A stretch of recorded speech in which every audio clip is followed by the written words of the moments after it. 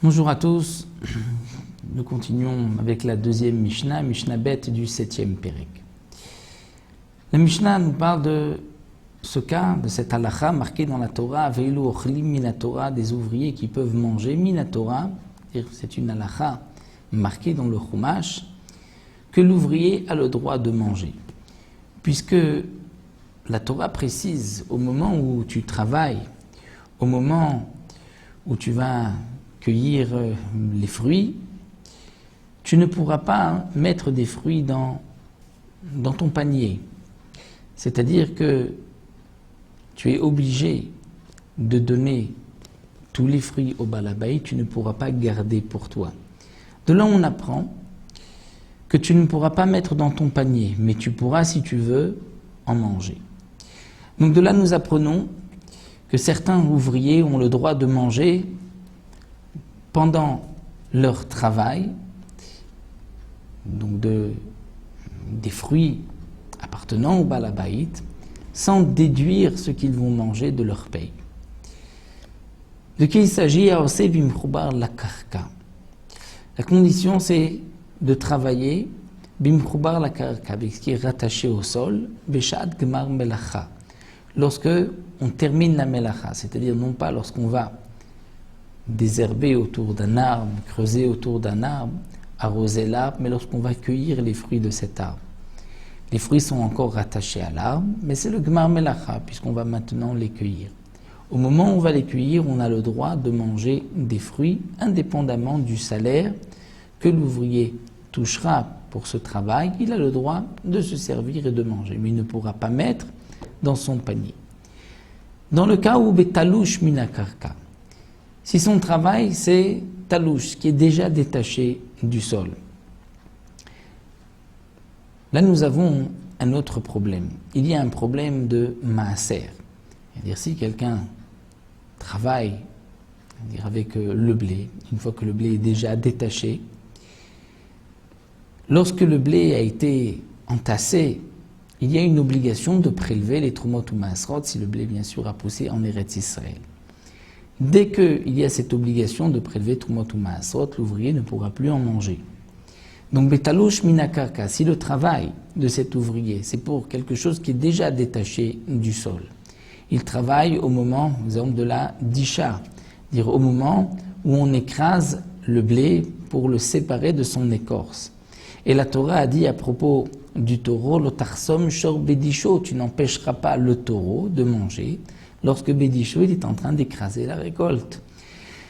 Donc puisque la Torah nous apprend ici à propos du taureau qu'on ne pourra pas l'empêcher de manger, nous apprenons du même pasouk que de même pour l'ouvrier, on ne l'empêchera pas de manger lorsque, par exemple, il écrase la récolte, lui aussi il travaille avec des fruits qui sont détachés du sol, mais à condition que qu'il n'y a pas eu encore le gemar melacha, il n'y a pas encore d'obligation de maaser. Lorsqu'il y a eu un gemar melacha, ça ne ressemble plus au cas de la Torah où la Torah donc interdit d'empêcher au taureau de manger, et donc dans ce cas-là, s'il y a déjà eu gemar melacha, on ne pourra plus manger. Quel est l'exemple d'un cas où il y a déjà eu gemar melacha, ou bien de ce qui n'est pas, puisque nous voyons ici talouche minakarka, il faut que ça pousse sur le sol, mais si un ouvrier a été engagé pour traire les vaches ou pour préparer du fromage qui n'est pas guidoulé karka, et qui ne pousse pas de la vache, mais ça ne pousse pas sur le sol, là il ne pourra pas goûter le lait, manger du fromage pendant son travail. Il ne pourra pas non plus, si il a été engagé pour séparer les dattes lorsqu'elles sont encore rattachées à l'arbre, puisque c'est encore mechouba à la karka et qu'on n'est pas au moment de gmar où on les détache, là encore il ne pourra pas manger. Ou s'il va désherber entre les oignons, l'ail, là ce n'est pas non plus le gmar melacha et l'oignon est encore rattaché au sol, donc il ne pourra pas manger. Donc nous avons vu dans la Mishnah, voici les conditions, il faut que ce soit rattaché au sol au moment du Gmar Melacha lorsqu'on le détache. Si ce n'est pas rattaché au sol, c'est avant le Gmar Melacha. Mais tout ceci à condition Bedavar Shigdolo Minaret, comme nous l'avons précisé, que ça pousse sur le sol. À ce moment-là, ça ressemble au cas mentionné dans la Torah, où la Torah te permet de manger, et la Torah aussi t'interdit d'empêcher le taureau de manger. Voici les cas donc où on ne mangera pas. Velu she'en ochlim, oseh bimchubar la karka. Celui qui travaille, donc comme nous l'avons mentionné, bimchubar la karka, avec des fruits qui sont rattachés au sol.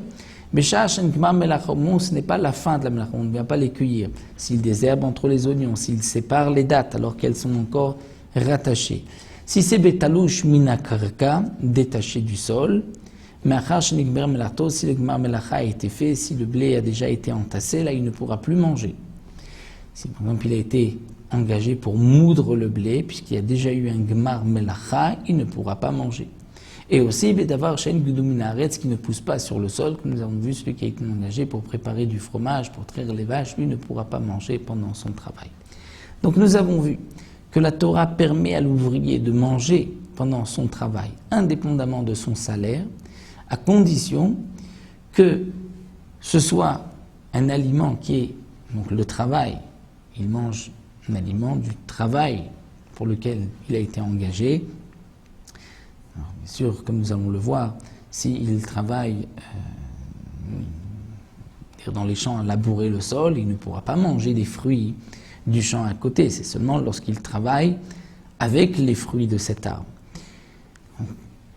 Là, on fait la différence s'il va cueillir les fruits ou s'il va juste les arranger, les embellir, les séparer, les démêler.